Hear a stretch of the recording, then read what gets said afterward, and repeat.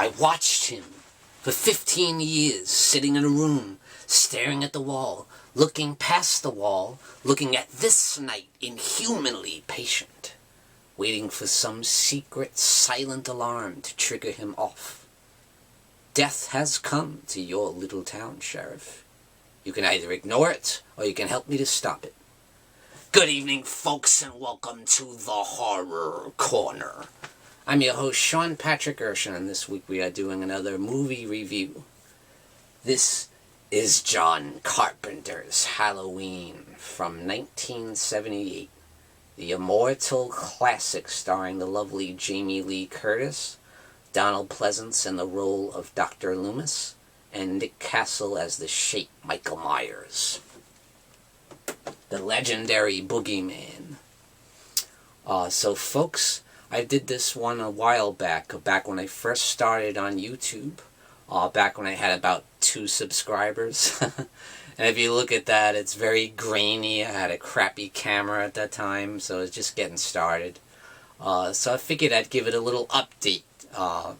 Now since I have some more subscribers and hopefully the camera looks a little better. So here we go, folks. This is 1978's Halloween, as directed by John Carpenter, the horror master, the legend, and of course starring the legendary Jamie Lee Curtis in the role of Laurie Strode and Donald Pleasence in the role of Dr. Loomis. So we begin the film in this overview of this house in Haddonfield, Illinois. And we see someone approaching the house and going inside and walking into the kitchen and grabbing a knife out of the drawer. And we hear this real eerie music as he walks up the stairs slowly and sees a mask on the ground. And he puts the mask over his head, and then we see only through the eyes of the mask from there on out. And we see this young woman sitting in a room, brushing her hair. She's sitting there naked, you know. And she turns around and goes, "Michael!" And apparently that's her brother. And then we see him viciously stabbing her with a knife, a huge butcher knife. And her lifeless body drops to the ground. You see the blood. And then we still see through the eyes of the mask the whole time. And then we see as the mask goes down the stairs slowly and then outside, and we see a young couple drive up, and they pull the mask off his head, and the camera slowly pans back, and we see that it's a 6-year-old child, a 6-year-old boy standing there with a bloody butcher knife, and he's dressed in the clown costume for Halloween, and we hear that eerie-ass music, and boom, the credits roll, and it's that iconic classic soundtrack, the classic theme song of John Carpenter's legendary Halloween. Just doesn't get any better than that, folks. Such an iconic scene, and what an introduction to the character of Michael Myers. It's terrifying. Wow, this is a 6-year-old boy just brutally murdered his sister for no reason whatsoever. And from there on, he's committed to Smith's Grove Sanitarium, where he sits and stares at the wall and never says a single word for 15 years. And Donald Pleasence plays Dr. Loomis. Michaels is his patient. And again, he's just a blank slate, just a blank canvas. There's just nothing there. The blackest eyes, the devil's eyes, as Dr. Loomis says. There's just nothing there but pure evil, as Dr. Loomis describes. Throughout the film, several times he points out how evil Michael is and his foreboding presence, and that he's just strictly a force of evil. And he's never spoken a word in 15 years, so... as Dr. Loomis is in the car with this nurse played by Nancy Stevens in the role of Marion Chambers, and so they're sent to Smith's Grove Sanitarium, And apparently they have some kind of court date coming up. Michael Myers has to appear in front of the judge. And they're talking about, I just love the dialogue between them. He says, we're going to give him Thorazine. Oh, he'll barely be able to stand. That's the idea. I just love the dialogue. It's so brilliantly written in this film. All the dialogue, the lines are just so memorable, especially from Dr. Loomis. The film is just endlessly quotable. And I've never seen a film where every scene is just iconic. The way it's shot, you get the great cinematography by Dean Cundey, and the way it's brilliantly directed by John Carpenter. There's so many iconic images that just stick with you. I just don't think any film does that better than Halloween, which was made on such a minuscule budget. And when you think about what they were able to accomplish, creating a 5-star masterpiece, a classic slasher film for the ages, it's just unforgettable. And the beauty of when you see the daytime, even in the daytime, there's that air of evil, that evil lurking presence of Michael Myers in the background.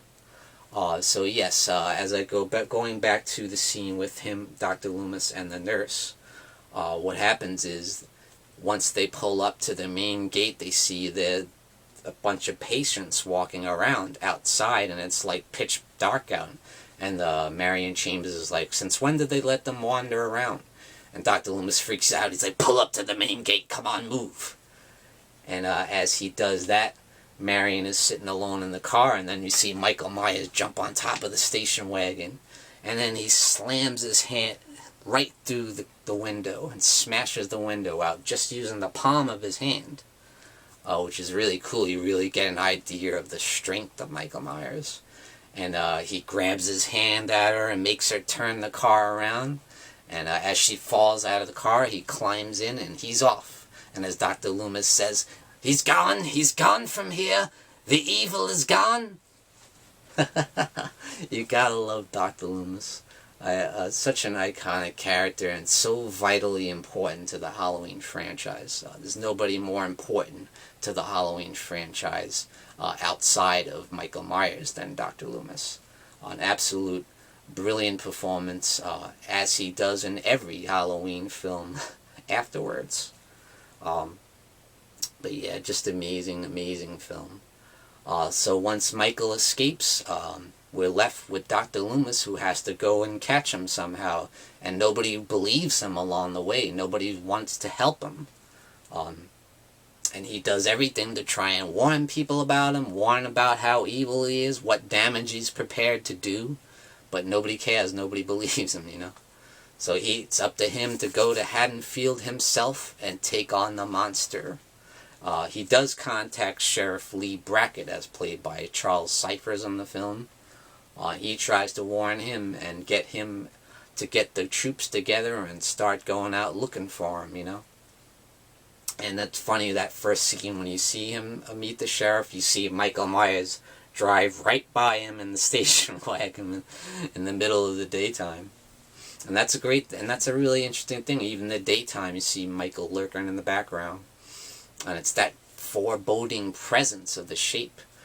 We see one scene where Laurie Strode and her best friend Annie and Linda, they're just walking down the street, and you see Michael pop out from behind the bush, and he's just standing there staring at Laurie.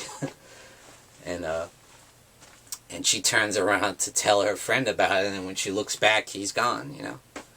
It's that weird presence, and you're wondering, what is with this guy? Is he human, or is he like teleporting or something? He's there 1 second, he's gone the next.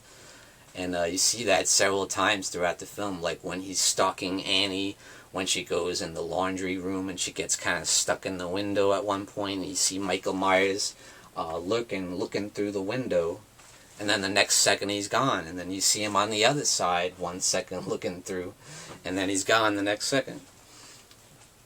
It does that several times, and you're always wondering, what is it with this guy? You know, is he a ghost? Is he supernatural? And he always has that aura of supernatural. You don't know if he's just a man, or if he's a monster, if he's something more. you know.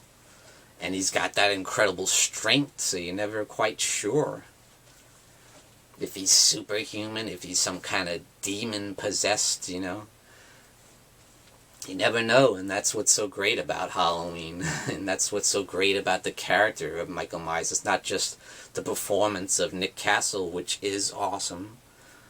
Actually, 5 different people play Michael in the movie, but a lot of it is the camera work, you know, the brilliant cinematography, and the way it's directed, you know, the foreboding presence of Michael Myers. Is he there, or is he not? Where'd he go, you know? He's always lurking in the background, ready to strike at some point. But also the thing is, what makes Michael Myers different from other random slasher killers is the fact that he enjoys what he's doing. He enjoys playing with his prey and, you know, giving the trick as opposed to the treat. You know, he brings the trick in Trick or Treat because he enjoys setting up the scare.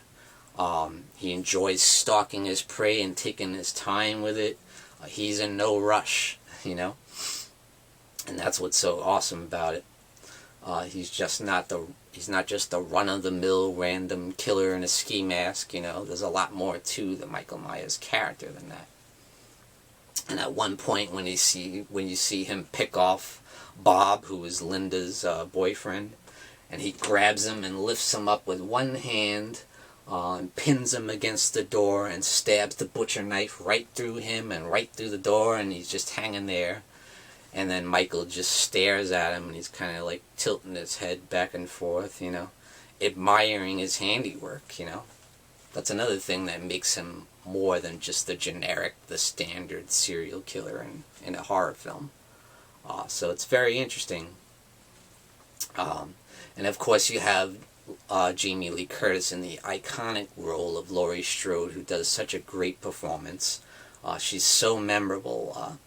All her dialogue, which a lot of it was written by Deborah Hill, who co-wrote the film along with John Carpenter. She writes all the dialogue between the females, which feels so natural. And like I said, when they're walking down the street, it just sounds like a few girls hanging out, having a chit-chat, talk, walking to school, or, you know, and it feels so natural, the dialogue, you know. You see them in their 70s clothes, you know, and there's a little bit of that 70s slang at the time. You hear Linda with the totally, you know.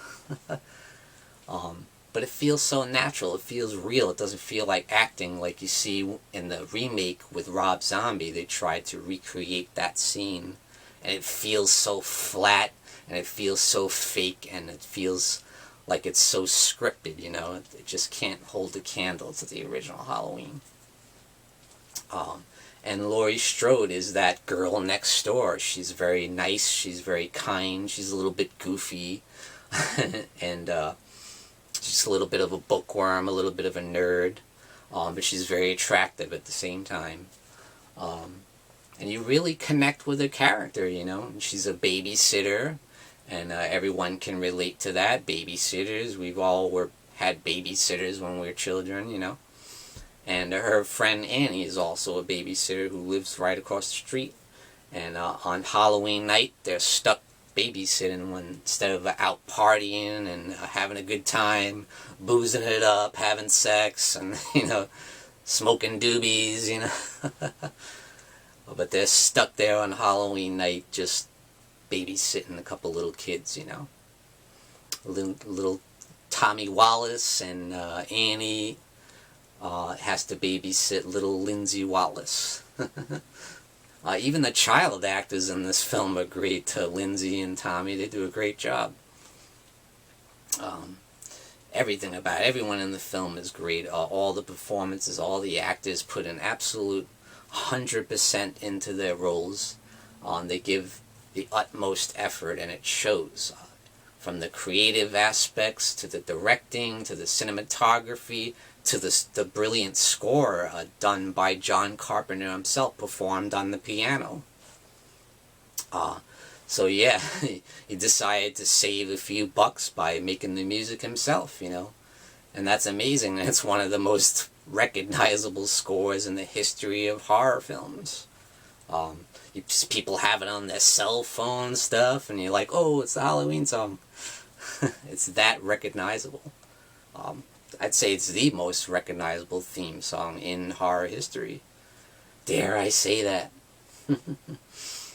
But yeah, again, Laurie Strode is such an iconic character, and to me, she's the ultimate final girl of horror, the ultimate scream queen. And her performance, the way that you believe her so much because she's so relatable, because she's kind-hearted, and you don't want anything to happen to her, you know. You don't want Michael to get her, you know. And as the film goes along, Michael's presence becomes more and more apparent, and he starts picking people off one by one, and it builds to the tension mounts, and that's what's so great about this film too, the suspense, the suspenseful build-up to the third act, which is just the payoff. You know, it pays off in every way, in an absolute thrill ride of a climax. Once the chase is on, once Laurie finally discovers her friends' bodies, and I love the way Michael actually sets up the bodies for Laurie to discover, and he sets it up so they pop out as soon as she walks in, you know, and you see, like, he took Judith Myers, his sister's headstone, from the grave and puts it on the bed, and you see Annie's body sprawled out on the bed with Judith Myers' gravestone there. It's really sick. It's a really awesome scene. And as soon as Laurie discovers it, she screams and she slowly walks back, and you see Michael slowly come to light. You see that white mask, that pale, emotionless mask, come to light slowly, and it's so awesome. The camera work is just looks beautiful, and it's awesome. And then bam, he comes out with the knife, knocks her down the stairs, and then you see him come out at the top of the stairs, and he slowly, methodically walks downstairs, and the thrill is on, the chase is on. Michael Myers finally catches up with her, and now he's dead set, intent on killing this young woman, and we don't want to see that happen. And she's so resourceful, and the way she rises to the challenge and takes on Michael Myers one-on-one. One point he chases her into the closet, she hides in the closet, and he's smashing through the closet, and she jabs the knife up into his face, you know, and sticks a clothing hanger right in his eye too. Puts a sewing needle into his neck, and she does quite a number on him. And what's funny is nothing works, you know, no matter what she throws at him, he keeps coming back. At one point you see him slowly rise up to the ground and go like that, almost like robotic fashion. It's like, what is this guy? Is he human? You know? And of course the end really makes you think, who is this guy? Is he human or what? So yeah, I don't want to give too much away about the end. You're not going to give away the ending. I don't want to spoil it for you guys in case you haven't seen this movie. I mean, who hasn't seen Halloween at this point? It's from 1978. It's an immortal classic that plays on TV every single Halloween. Come on, guys. So sorry if I spoiled some stuff for you, but come on, this movie's so old. But at any rate, Halloween is the greatest horror film of all time, in my opinion. So guys, if you haven't seen it, please run and get this awesome Blu-ray. This is the 35th anniversary, which I just received as a gift, and I was really psyched to get it. Has an awesome documentary of Jamie Lee Curtis from when she went to her first horror convention. So guys, run and get the Blu-ray. Or get the DVD, whatever format you want to do. You have to see this movie because it's absolutely incredible. So guys, thank you for joining me, Sean Patrick Erschen, in the Horror Corner. Tune in and stay scared.